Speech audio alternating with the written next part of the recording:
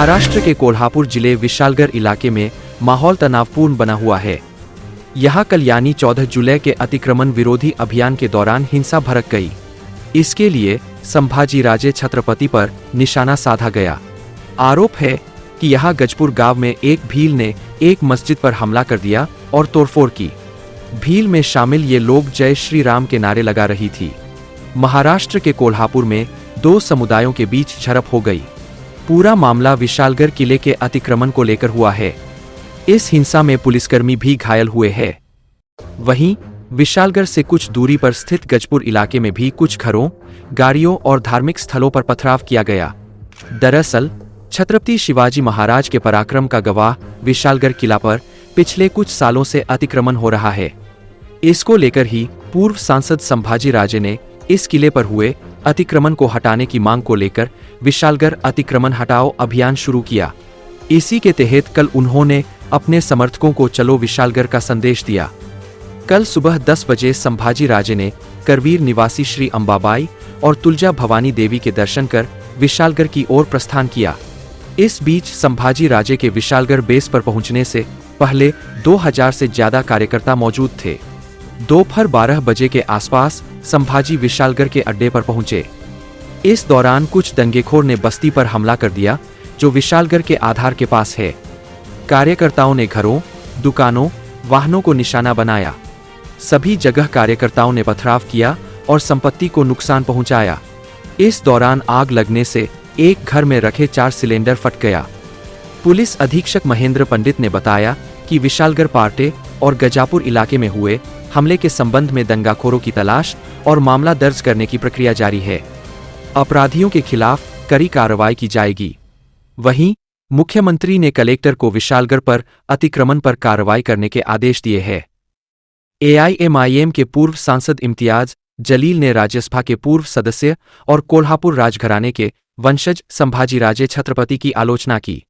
हम आपका सम्मान करते थे, लेकिन चूंकि आपने विशालगढ़ किले में हिंसक विरोध प्रदर्शन का नेतृत्व किया, इसलिए हमें आश्चर्य है कि क्या आप वास्तव में शाहूजी महाराज के वंशज हैं। जलील ने आरोप लगाया कि अतिक्रमण रोधी अभियान में कानूनी प्रक्रिया का पालन नहीं किया गया और लोगों के घरों में तोड़फोड़ की गई और उपद्रवियों द्वारा वाहनों को जला दिया गया। उन्होंने सवाल किया, क्या महाराष्ट्र में जंगल राज है?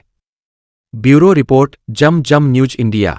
विशालगढ़ के अंदर जो हुआ है कोल्हापुर में, मुसलमानों के घरों में घुस कर मारा गया। औरतों के गोद में बच्चे हैं, बिलक बिलक कर रो रहे हैं। उनके गाड़ियों को नुकसान पहुंचाया गया, उनको तोड़फोड़ की गई है। कोई आवाज उठाने के लिए तैयार नहीं है।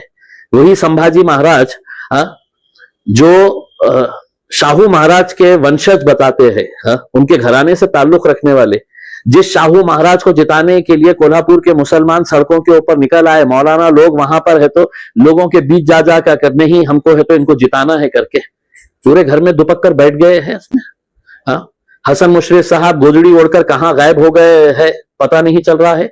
बंटी पाटिल वहां का नेता है, कैसे भीख मांग रहे थे मुसलमानों से कि हमको वोट दो करके, और मुसलमानों ने दिए, और उसका नतीजा ये मिलता है कि पुलिस की मौजूदगी के अंदर डंडे, हथियार लेकर, तलवारें लेकर मुसलमानों के घरों के ऊपर हमले कर रहे हैं।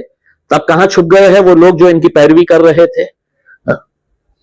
अगर शाहू महाराज अगर दिल्ली तक पहुंचे हैं तो उसमें मुसलमानों का योगदान है या नहीं है, ये उन्होंने पूछना चाहिए, बोलना चाहिए हमारे को, या बोल दीजिएगा खुले तौर के ऊपर नहीं मुसलमानों ने नहीं दिया है करके हमको। तो आज जो हालात बन के आ रहे हैं, कोई हमारे साथ आए ना आए, हम तो अपनी अब ताकत दिखा के रहेंगे।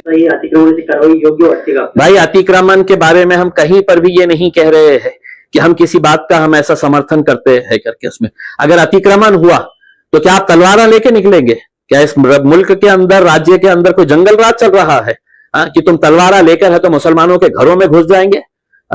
4 किलोमीटर दूर एक गांव जहां पर कोई अतिक्रमण का मामला नहीं, सिर्फ मुसलमानों के घरों के ऊपर हरा झंडा देखिए, और वहां पे घरों में घुसकर है तो गाड़ियों को जलाया गया, घरों में घुसकर तोड़फोड़ की गई। क्या ये इस तरह का राज चलने वाला है? तो हमको भी बता दीजिएगा कि साहब अब जिसके हाथ में लाठी रहेगी भैंस उसकी रहेगी करके। तो हम भी कोई कमजोर नहीं है, हम भी लाठी उठाने के लिए तैयार है अगर आप हमको मजबूर करना चाहते हैं तो। अगर पुलिस की मौजूदगी के अंदर यह गुंडा राज चल रहा है, तो आप हमसे क्या उम्मीद करते बैठे हुए हैं? कि हमने हाथ पे हाथ धरे बैठे रहना और देखते रहना चाहिए? हाँ, हमारी बहन के ऊपर हमारे घर में है तो उनके घर में घुसकर तो हमला किया है। बाकी हिजड़ों की तरह नहीं है हम। हम भी है तो सरकार को, हुकूमत को, पुलिस को यह साफ तरीके से बताना चाह रहे हैं, अगर आप चाहते हैं कि हथियार हमने भी उठाना चाहिए करके, तो हमारे में भी उतनी ताकत है, हम उठा सकते हैं करके।